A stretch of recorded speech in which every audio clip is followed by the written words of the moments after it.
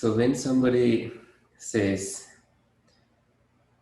you have to go to a Buddhist funeral and you don't know what to say or you don't know what to talk about, particularly if you have to go give a speech, there is a sutra for that. This is called the Salla Sutra. So we will read the Salla Sutra today um, and discuss about it. Please let me share the screen.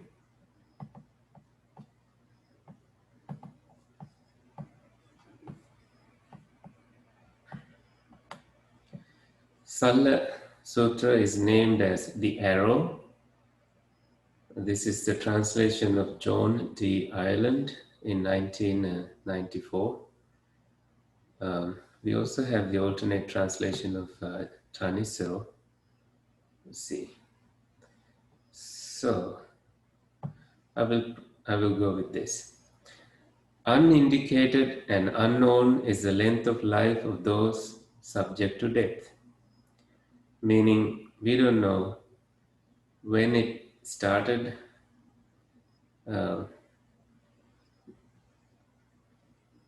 So, meaning this is all about all beings, not just human beings, not the beginning of this life, but length of when death started, when birth started. Nobody knows.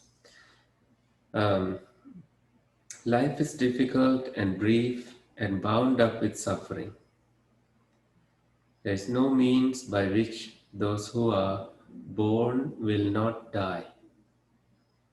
Having reached old age, there is death. This is the natural cause for a living being.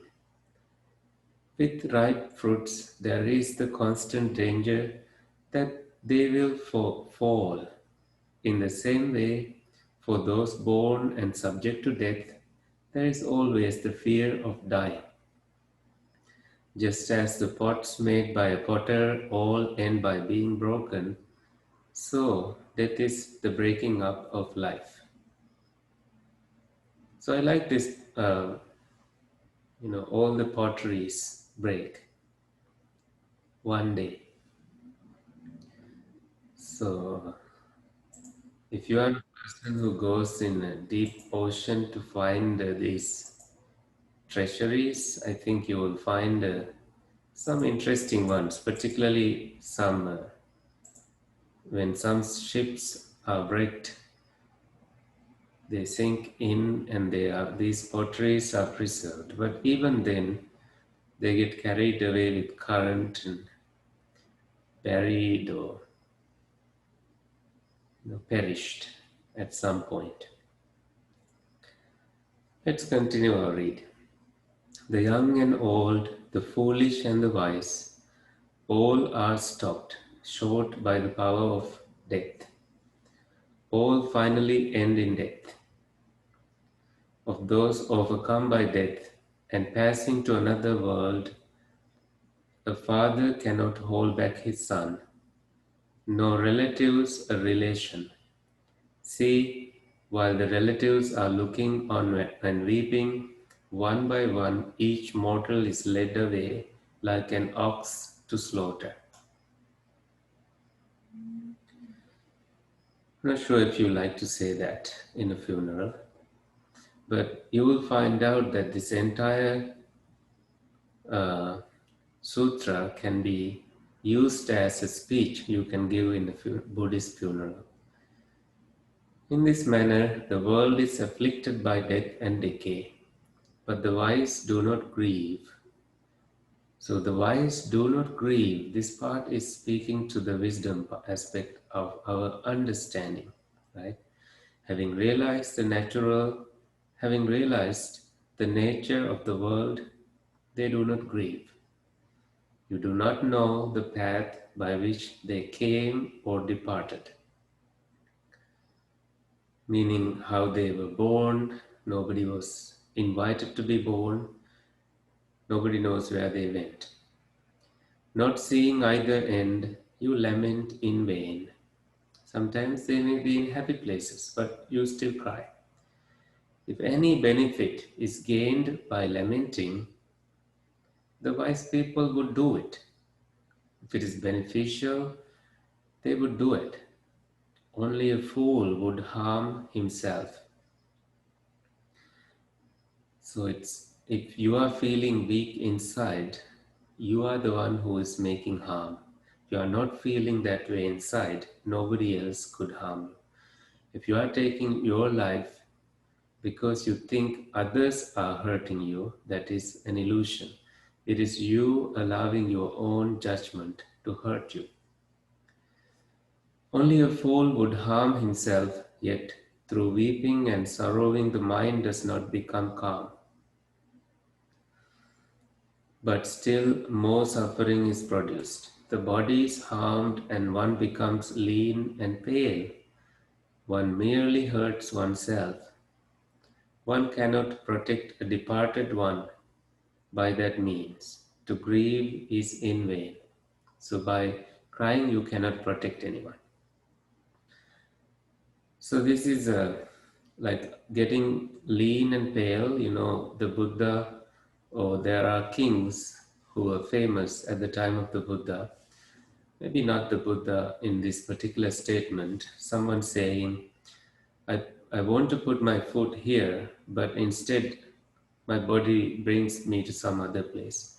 That's the nature of old age. By not abandoning sorrow, a being simply undergoes more suffering. So, abandoning sorrow helps us to not suffer. Pain comes, pain is inevitable, but suffering is an optional thing. Bewailing the dead, he comes under the sway of sorrow. See other men faring according to their deeds. Hence, beings tremble here with fear when they come into the power of death. Whatever they imagine, it turns out quite different from that. So you imagine your life to be this way or that, but it's quite different sometimes. This is the sort of disappointment that exists. Look at the nature of the world. If a man lives for 100 years or even more, finally he is separated from his circle of relatives and gives up his life in the end. Therefore, having listened to the Arahant, the enlightened one should give up lamenting. Seeing a dead body, one should know he will not be met by me again. So what does that mean? This means when you see a dead body, you contemplate that. Goodbye, I strive to end suffering. That means my birth will end so that there will not be further meeting between us. It's a strong statement to make.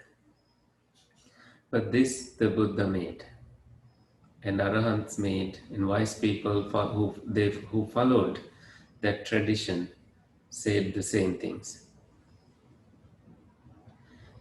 As the fire in a burning house is extinguished with water, so a wise, discriminating, learned, and sensible man should quickly drive away the sorrow that arises as the wind blows off a piece of cotton. He who seeks happiness should withdraw the arrow, his own lamentations, longings, and grief. The arrow here is like pricking yourself with grief. So, if you are seeking true happiness, happiness born of wisdom cultivation, stillness, not from the connectedness with the sense doors, in sensual desires, the kind of happiness that is born of stillness is free from this arrow of grief. And it is experienced because you are free from this arrow of grief. With the arrow withdrawn, unattached, he would attain to peace of mind, and when all sorrow has been transcended, he is sorrow-free and has realized Nibbana. So this is what you can do, to save yourself when you have to give a speech at a funeral. You just read this and maybe add something from the experience of you knowing the family. So that is the read for the day. I know that some people who are not so familiar with Buddhist tradition, um, I know they try to use impermanence overly um, in sensitive situations. So be careful when we try to, sometimes our idea of how Buddhist people think is not exactly how they deal with death, sorrow, difficult illness. They also deal with it the same way as a Christian or an ordinary human being does. So when you see a sick person or a dying person, you are not going to say, "Oh, your body is impermanent, you're going to die anyway." That's something you should not say. That's unkind. That's how it is seen. So just have some common awareness, I would say common sense, so that you don't get yourself in, you don't get those looks. I can share with you one example when I was visiting Brigham and Women's Hospital in Boston. I would provide spiritual counseling to people, and part of our regular duties was to bless these individuals who go through a stem cell transplant. And when there is a Buddhist stem cell transplant, someone had prepared something that had all kinds of impermanence, saying this impermanent cell, these impermanent cells from an impermanent body of someone else came to your impermanent body. And this is already depressing. I felt uncomfortable sharing something like that. Instead, you can say, let the healing compassion, loving kindness, uh, you know, imbued with your own goodness, heal the cells, these, heal your body as you are receiving these cells, and that may your body be receptive to these. So saying something that they understand, instead of trying to be very Buddhist, which may upset a Buddhist person, because they don't use that impermanent language in the ordinary world in experiences. Our grandparents used to say anitya, dukkha, anatta all the time, but it's not something we hear, uh, which may be a decline, but it's also, it may come back, meaning anicca, dukkha, anatta means impermanent, suffering, and non-self. So when there's a back pain, they say anicca, dukkha, meaning how impermanent, how suffering this body is. But that's not done as a reminder, not necessarily as a reminder of practicing Dhamma. It's just like saying, "Oh my God," to express surprise. A Buddhist person would say, "Oh my God," but they mean by that is saying, "I'm surprised." It doesn't mean that they believe in God, you know. So people try to say, "Oh my Buddha," instead, but that is awkward. So now that's why we have "Oh my goodness" as a saying. Anyway, enough talking. Any questions? If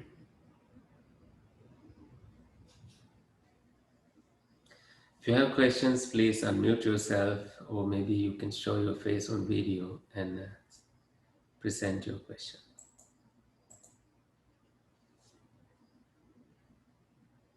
No questions.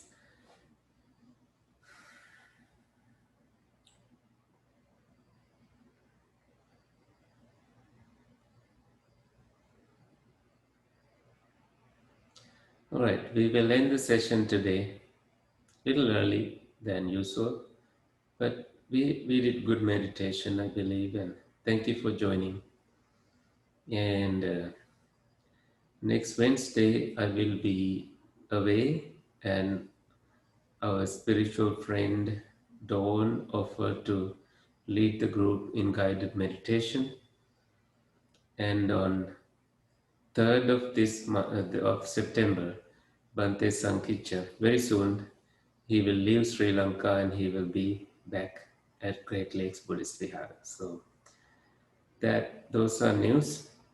So on Wednesday, I'm planning to visit Traverse City up north, and I may not make it to the meditation on time. So I'm grateful for Dawn for willing to lead the group like she did last week. Thank you. And may all beings be well and happy. May the suffering be suffering free. Fear struck, fearless be. May the grieving shed all grief. May all heavenly beings rejoice in our good karma and protect the dispensation and protect you all, your homes, vehicles, and your relatives. May all beings be free from sadhu, sadhu, sadhu. Just a question. Would Dawn be using the same link? Yes, same. Same link. Okay, thank you. Same throughout all the rains retreat season. We had about 23 participants today. That's great progress. Progressive. Thank you. Saranai Hamuduran. See you soon.